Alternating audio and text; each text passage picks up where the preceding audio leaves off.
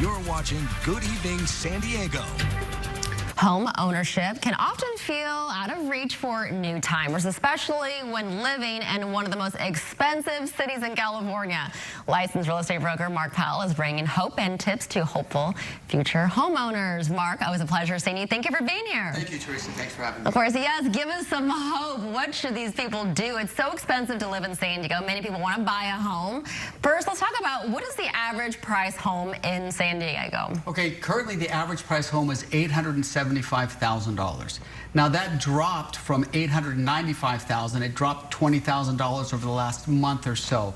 But still, at $875,000, you're going to have to make roughly $210,000, $220,000 a year to afford a house. And just to frame that up, just before I came in here, I looked at the house that I purchased when I was a school teacher in the 90s. I was able to buy that house on a teacher's salary.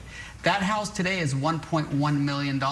So a teacher, regular classroom teacher, would now have to make $220,000. So the wages have just not kept up with the home appreciation. And that doesn't look like it's going to happen anytime soon. I don't believe police officers, nurses, and teachers are going to make $220,000 a year. Yeah, and reports vary. When you're talking about $200K, is that single income or combined, a couple? Well, that's the income to qualify. So oftentimes it's a couple. But if you're an individual, you'd have to make $220,000 a year to do that. But there is a trick for people to be able to buy homes, and they have to use something called creative financing. And what that means is that you have to go to outside sources. You can't go to the bank, a traditional lender. You have to go to somebody called a hard money lender.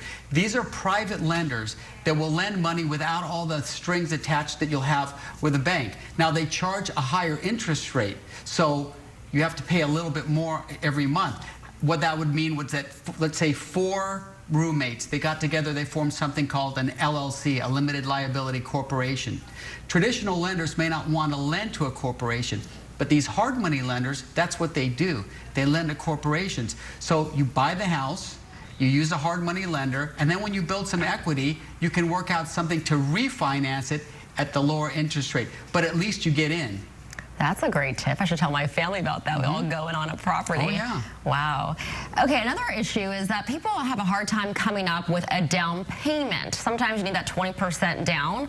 Do you need that 20% down to buy a home? You can buy a home at 10% down. But what happens is, if you only put 10% down, your mortgage payments are astronomical. So what lenders will do is they'll look at your debt to income ratio. How much money do you have going out versus coming in?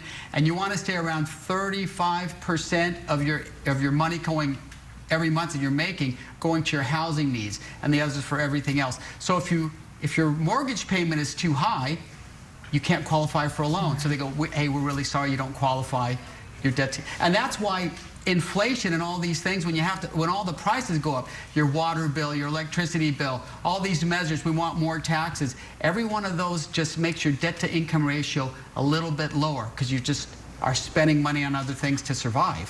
And what resources are available for first-time buyers? There's several programs for first-time home buyers, but a lot of those programs get washed up right away. They might have a special program, but there may only be like 2,000 people who qualify. And that's normally through the state of California. So we need more of those kind of programs. But even if you're a first-time home buyer and you're living in San Diego, it's still $875,000 a year. And that's really tough for anybody to be able to make. I wish we had more time, but quickly, I just wanted to ask you, are you seeing fewer homes for sale in San Diego? Last August was the lowest sales in recorded history since they've been recording the sales since 1988. So what's happening is those people who have those 3.5 and 2.5 interest rates, if they sell, they're going to have to go to 6.5 or maybe close to 7, and they just can't afford to buy the other house. Yeah, they're afraid to let it go, That's too. It. They don't want to lose those interest rates. Mark Powell, thank you so much for talking about the housing market with us. We appreciate it. Good to see you. And have a great weekend. Thank you, you too.